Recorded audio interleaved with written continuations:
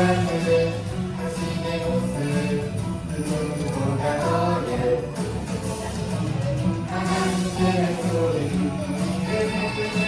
당신의 신부합니다. 고백요 당신의 신부합니다. 이렇게 선택해서 가보이지만 하나님을 예배합니다.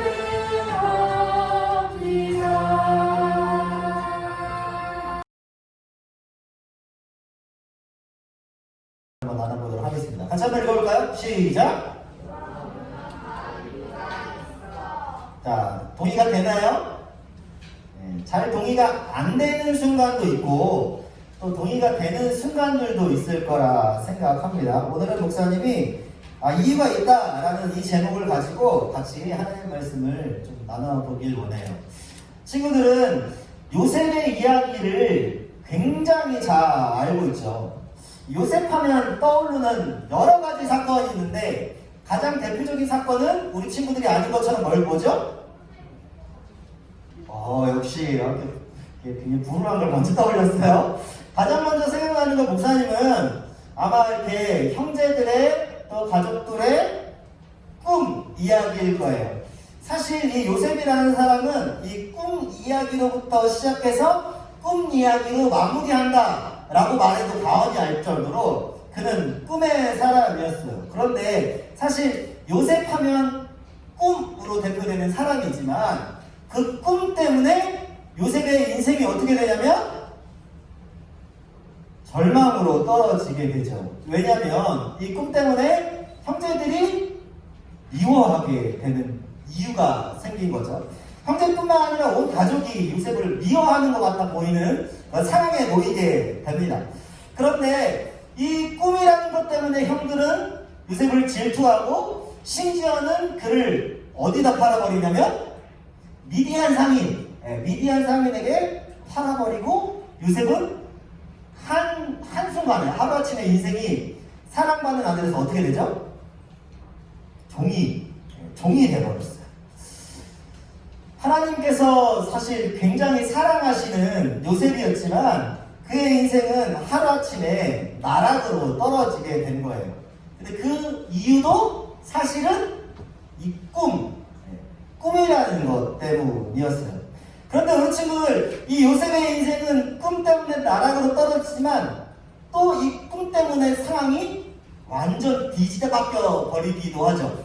어떤 일이 일어나냐면 요셉이라는 이 사람이 결국은 누명도 씌우고 감옥에 갇히는 이 상황에 놓였을 때 또 한 사람이 꿈을 꾸게 돼요. 그 사람은 누구냐면 애굽의 왕이었던 8개월 되니까 성경 지식이 싹 지워졌나라고 생각이 들 정도로 애굽의 왕이었던 바로라는 사람이죠. 네. 바로가 꿈을 꿨어요. 그런데 아무도 그 꿈을 해석할 수 없는 거예요. 그 당시에 박사들도 그 당시에 주술가들도 점술가들도 아무도 해석을 못하는 거야. 근데 그때 이 요셉이라는 사람이 꿈을 해석하면서 하루아침에 꿈 때문에 인생이 뒤바뀌었어요. 자, 볼까요? 꿈 때문에 요셉은 팔리게 됐죠. 그리고 꿈 때문에 요셉의 인생은 다시 땅 끝에서 하늘 끝까지 올라가는 인생으로 바뀌게 돼요. 그런데 사실 우리는 이 요셉의 이야기를 보면 요셉의 이 성공 스토리, 이 실패 스토리를 보면서 요셉이라는 사람에 주목하게 되는데 사실 이 성경은 요셉 한 사람에게 주목하기보다 하나님이 주목하신 분은 다른 부분에 있었어요. 자, 그럼 봅시다. 꿈 해몽으로 인해서 총리가 된 이 요셉이 다음 나지 않은 사건이 뭐였냐면 바로가 꿈의 해석 내용이었어요. 그 해석은 뭔가 하니 흉년이 찾아올 것이고 또 이 흉년 전에 풍년이 찾아올 것인데 그 풍년은 앞으로 찾아올 흉년으로 인해서 풍년이 기억되지 않을 만큼 싹 다 잊어져버린다라는 내용이었어요. 그런데 이 꿈을 해몽함으로 인해서 이 흉년을 대비하게 되죠. 그리고 애굽의 바로 둘째가는 총리로 세움받아서 그는 이제 일을 본격적으로 시작해요. 그런데 이 흉년이 이 풍년을 싹 잊을 만큼 심하게 찾아온다고 그랬잖아요. 그래서 이 흉년이 어디까지 영향을 미치냐면 여기까지 영향을 미쳐요. 여기 어딘지 알아요? 요셉의 요셉의 정확하게 말하면 요셉의 아버지의 집이죠. 아버지의 집까지 영향을 미쳐요. 성경에 보니까요, 애굽의 흉년이었다라고 말하지 않고 온 천하가 이 흉년 가운데 빠졌대. 그래서 야곱이 형제들을 시켜서 애굽에는 넉넉하다고 하니까 가서 양식을 좀 사올래? 라고 보내죠. 그리고 형제와 누가 만나는 거야? 얘 누굴까요? 요셉이 만나는 것이죠. 아마 이렇게 만날 거라고 아무도 생각하지 못했을 거예요. 그리고 이 형들은 이 사람이 요셉일 거라고 꿈에도 생각하지 못했어요. 그런데 이때 이제부터 중요한 얘기를 목사님이 좀 했으면 좋겠어요. 자, 요셉이 형들을 보고 있어요. 어떤 마음으로 볼 것 같아요? 증오. 네, 동생한테 증오하는 마음이 좀 있었구나. 네, 증오하는 마음은 목사님이 생각했을 때 어떤 마음이었을 것 같으냐면, 나라면 지금까지 일들을 한번 생각해 볼 것 같아요. 내가 꿈꿨을 때 형들이 어떻게 했지? 내가 형들의 먹을거리를 찾으러 도단이라는 곳에 갔을 때 형들이 어떻게 했지? 형들이 나를 굴에 집어넣었는데, 심지어 나를 팔아버렸는데, 수많은 기억들이 지나가잖아요. 그리고 37장 이후로 보면 형들이 요셉에게 잘못한 이야기만 기록돼 있어.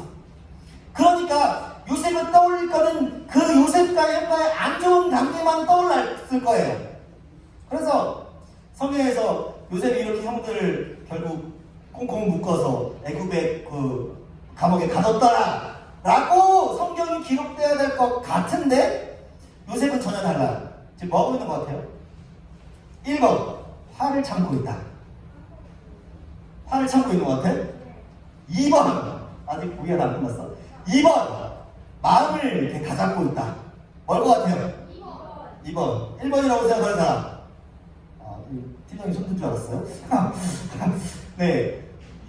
우리가 생각하기에 자연스러운 현상은 여기 숨어서 감정을 찾지 못하고 어떻게 하면 이 형들을 진짜 내가 복수할 수 있을까라고 생각하는 게 어떻게 보면 자연스러운 이야기인데, 보니까 요셉은 그렇지 않아요.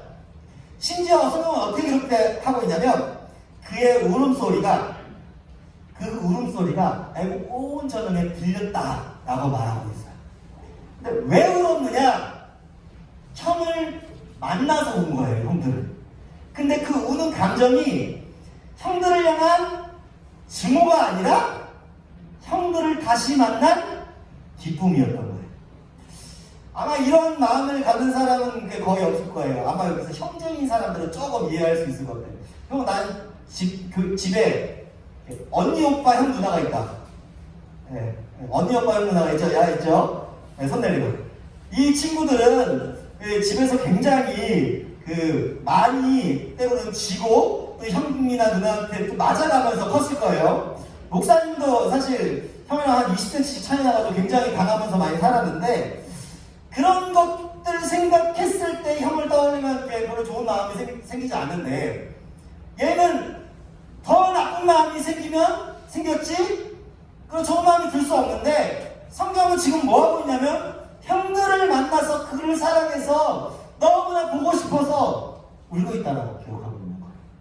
자, 그렇다면 물어봅시다. 왜 요셉은 이렇게 형들을 사랑하면서 울 수 있었을까? 이 얘기를 하려고 여기까지 달려왔어요. 그 이유가 뭘까요? 자, 오늘 말씀 앞절에 보면 이렇게 기록되어 있습니다. 자, 우리 친구들 목사님과 같이 큰 소리로 한번 해봅시다. 시작! 당신들이 나를 이곳에 팔았다고 해서 근심하지 마소서, 한탄하지 마소서. 하나님이 생명을 구원하시려고 나를 당신들보다 먼저 보내셨나이다. 창세기 45장 5절 말씀. 아멘. 자, 요셉이 여기서 하고 싶은 말이 뭐야? 이 문장 중에, 국어 시간 아니에요? 이 문장 중에 하고 싶은 말이 뭐야? 원망하지 않았다. 이게 그래서 이게 언어 영역이 굉장히 중요해. 중학교 입시를 앞두는 우리 친구들. 여기서 가장 중요한 게 뭘까? 다음 질문에서 가장 중요한 문장의 동그라미를 지시하면 어딜 것 같아요? 자, 첫 번째 줄, 두 번째 줄, 세 번째 줄, 네 번째 줄. 네? 자, 가장 중요한 건 뭐냐면, 네 줄의 이유가 되는 뭘까? 이유가 되는 문장이에요. 아, 그래요. 맞아요. 같이 한번 해봅시다. 시작. 하나님이 생명을 구원하시려고. 이 이유 때문이었던 거예요. 그러니까 요셉이 형을 사랑할 수 있었던 것도, 그리고 그의 마음 가운데 형들에 대한 안 좋은 마음들이 사라진 것도 무엇 때문이었냐? 하나님이 생명을 구원하시려고 나를 이곳에 보냈구나 라는 마음이 있었기 때문이에요. 하나님께서 저기 야곱에 있는 그 집에서 그를 애굽으로 옮겨놓은 거예요. 같이 한번 읽어볼까요? 시작. 우리는 기억해야 한다. 그렇기 때문에 우리는 기억해야 한다는 거예요. 요셉의 스토리를 쭉 살펴보면 아, 정말 불행했겠구나, 아, 정말 행복했겠구나, 이런 감정으로 딱 끝날 수가 있어요. 그런데 사실 성경은 요셉의 그 상황을 주목하고 있는 게 아니라 그 뒤에서 일하시는 하나님을 주목하고 있어요. 그래서 우리는 이렇게 말해야 돼요. 같이 읽읍시다. 시작. 이유가 있다. 자, 예루살렘에 가면 여기 폐허처럼 보이지? 좀 폐허처럼 보이지? 여기 굉장히 이스라엘 역사 가운데 중요한 요 폐허 같은 이곳이 있어요. 이게 뭔지 알아요? 선생님들 아시면 말하지 마세요. 에? 이게 감옥 같아. 다른 친구들 이게 뭐 같아? 아, 예배 드리는 곳. 네, 그렇게 거룩하지 않아요. 이게 뭐냐면 우리 친구들 딱 말하면 알 거예요. 뭐냐면 실로암 못이에요. 실로암 못. 근데 이 실로암 못은 그 예루살렘 시내로 이렇게 임의로 수로를 뚫어서 만든 인공 호수예요. 인공 호수. 그런데 이 실로암 못, 이 실로암이라는 그 단어에 사실 의미 한 가지가 들어있어요. 혹시 아는 사람? 혹시 선생님들 혹시 아는 사람? 네. 이 무슨 의미가 있냐면 이런 의미가 있어요. 같이 한번 읽어봅시다. 시작. 그러니까 뭐냐면 성 밖에서 그 물이 안으로 보냄을 받았다라는 의미가 있어요. 그러니까 뭐냐면 보냄받은 이유가 있다는 거예요. 왜 실로암못이 여기 있는 줄 알아요? 아니, 그냥 나가서 먹으면 되잖아. 그치? 왜 이렇게 예루살렘에 이렇게 이상하게 있을까? 왜냐면 전쟁 때문에 이스라엘 백성들이 죽을 위험에 처했을 때 서로를 뚫어가지고 이스라엘 백성들이 먹을 것을, 물을 채웠기 때문이에요. 이스라엘 백성들의 생명을 연장하라는 이유가 있어요. 그래서 보냄을 받았다라는 실로암의 의미를 가지고 있어요. 자, 다시 오늘 본문으로 돌아가서 목사님이 하고 싶은 얘기는 바로 이거예요. 자, 형제들이 만났어요. 그리고 형들을 향해서 용서하면서 모든 것들을 다 이해할 수 있었던 것은 다른 것이 아니에요. 같이 한번 읽어봅시다. 시작. 네, 이유를 할 때 이해할 수 있다는 거예요.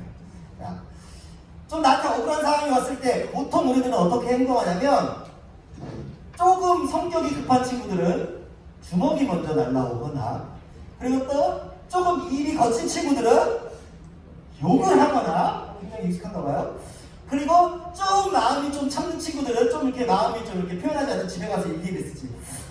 이름을 쓰면서 누구누구 죽어라, 누구누구 죽어라, 이렇게 이름을 쓰겠죠.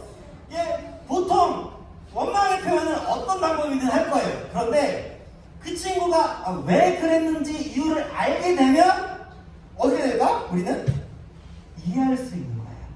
자, 요셉의 인생을 봅시다. 요셉이 형들에게 팔려갈 때 요셉은 그 이유를 사실 잘 알지 못했어요.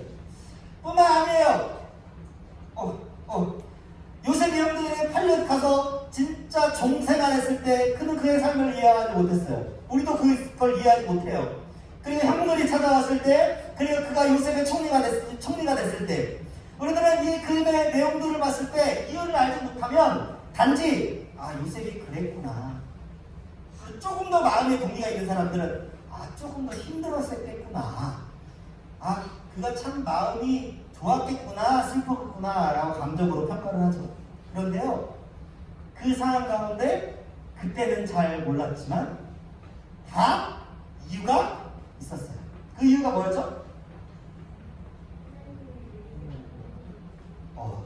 창세기 40장 아까 기억하죠? 이게 빨간색 친 거. 이유가 뭐였죠? 하나님이 생명을 원하는 신. 그래서 목사님이 하고 싶은 얘기는 뭐냐면 같이 한번 읽어봅시다. 시작! 우리들의 삶의 순간순간 모든 부분들은 하나님께서 우리 친구들과 함께 일하고 싶은 자리라는 것을 기억했으면 좋겠어요. 요셉의 인생이 그랬던 것처럼 말이에요. 그래서 목사님은 사실 올 2020년을 보내오면서 사실 잘 이해가 안 가는 부분들이 참 많았어요. 왜냐면 굳이 이렇게 코로나라는 것을 하나님께서 허락하셔서 예배를 좋아하시는 하나님이 예배까지 이렇게 현장에서 못 드리게 하셨을까? 그리고 지금도 굉장히 이렇게 답답하게 마스크를 쓰면서 예배를 드려야 할까? 그쵸? 이게 이해가 되는 사람은 이제 천국 가면 돼요. 그냥 이해가 되는 사람은 바로 천국 가면 돼요. 네. 이해가 안 되죠. 네? 목사님이 우리 친구들 맨날 사진을 정리하다가 마스크 안 쓰고 그냥 이렇게 찬양하는 모습이 굉장히 어색했어요. 지금 마스크 안 쓰면 어떻게 돼? 사람들이 쳐다봐요. 그리고 웬만한 공공장소는 다 마스크를 쓰게 돼 있어. 근데 그때 모습을 생각해보니까 그게 너무나 어색한 거예요. 근데 하나님께서 왜 이렇게 우리에게 코로나를 허락하셨고, 그리고 왜 이렇게 마스크를 쓰면서 이렇게 어렵게 하셨을까? 사실 지금 목사님의 그 이유를 알지 못해요. 그런데 오늘 말씀을 통해서 한 가지 확신하는 건 같이 한번 따라해볼까요? 다 이유가 있다. 그래서 목사님 우리 친구들에게 부탁하고 싶어요. 하나님께서 왜 이러한 환경들을 허락하셨을지 우리 친구들이 하나님께 물으면서 알아가면서 나아가는 우리 모든 친구들이 되었으면 좋겠어요. 우리 2월 16일 아까 영상도 봤는데 16일 마지막으로 예배를 받고 현장 예배를 10월 마지막 주간에 거의 8개월 동안 우리가 못 만나서 예배를 드렸는데 목사님이 뒤에서 보면서 조금 신기했던 거 한 가지가 있어. 뭔지 알아요? 뭔데요?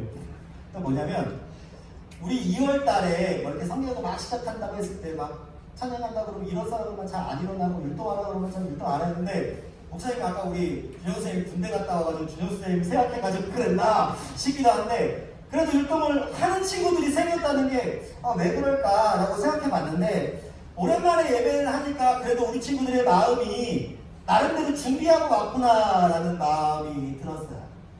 하나님께서 어쩌면 우리 친구들에게 이 예배가 얼마나 소중한지 알기 위해서 허락하셨을지도 몰라요. 하지만 그 이유는 아무도 모르죠. 근데 목사님 우리 친구들에게 부탁하고 싶은 한 가지는 이제 오늘 이후로 한 8주 정도 소년 예배를 남겨두고 있는데 그 예배 한순간 한순간을 최선을 다하면서 정말 하나님이 원하시는 예배를 드리는 우리 모든 친구들이 되었으면 좋겠어요. 그럴 수 있나요? 이 자리에 온 것만으로도 사실 대단한 거야. 네? 그런 마음으로 하나님께 나아갈 때 하나님이 우리 친구들과 함께 아까 말했던 것처럼 일하고 싶다라는 것을 일하실 것이라는 것을 믿음으로 고백하는 우리 모든 소년부 친구들이 되었으면 좋겠습니다.